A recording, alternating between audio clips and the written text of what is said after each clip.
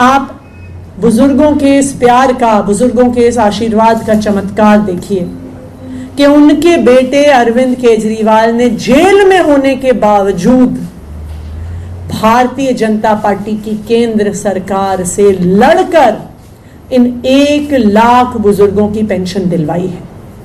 मैं इन 1 लाख बुजुर्गों को बधाई देना चाहती हूं कि जो पेंशन अप्रैल के महीने से रुक गई थी, वो 1 लाख बुजुर्गों की पेंशन अब आना शुरू हो गई है।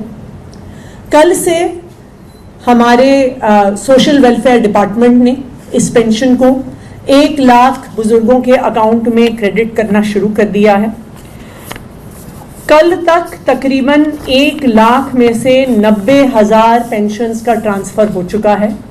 तो आज से अगर बुजुर्ग अपना बैंक अकाउंट चेक करेंगे तो उनके अकाउंट में ये पैसा क्रेडिट हो गया होगा।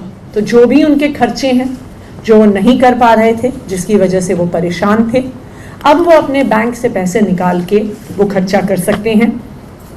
जो बचे हुए 10,000 पेंशनर्स हैं, 90,000 की कल शाम तक क्रेडिट हो गई थी। जो बाकी 10,000 पेंशन्स बची हुई हैं वो आज दिन में सोशल वेलफेयर विभाग द्वारा दिल्ली के बुजुर्गों के बैंक अकाउंट में क्रेडिट कर दी जाएगी।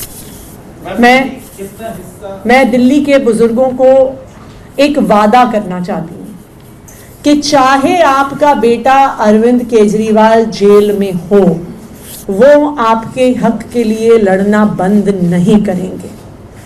भारतीय जनता पार्टी का एक ही काम है, दिल्ली के लोगों को परेशान करना, दिल्ली के लोगों के काम रोकना। जो उसी तरह से और उसी सीरीज में उन्होंने दिल्ली के बुजुर्गों की पेंशन रोकी हुई थी।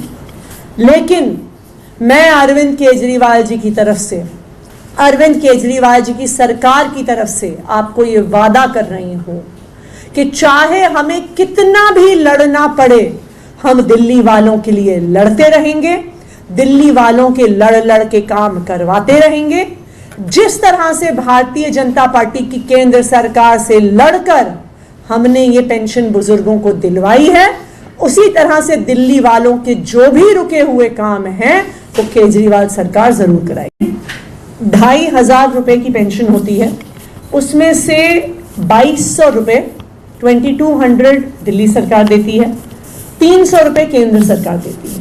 लेकिन उस पेंशन की टर्म्स एंड कंडीशंस ऐसी हैं कि चाहे एक बहुत छोटा हिस्सा केंद्र सरकार से आ रहा है, लेकिन वो हिस्सा आए बिना वो पेंशन रिलीज नहीं हो सकती है, वो उसकी टर्म्स एंड कंडीशंस है। और इसी वजह से, क्योंकि केंद्र सरकार से उनका हिस्सा नहीं आया हुआ था, दिल्ली के बुजुर्गों की पेंशन रुकी, 1 लाख लोगों की पेंशन उस वजह से रुकी हुई थी।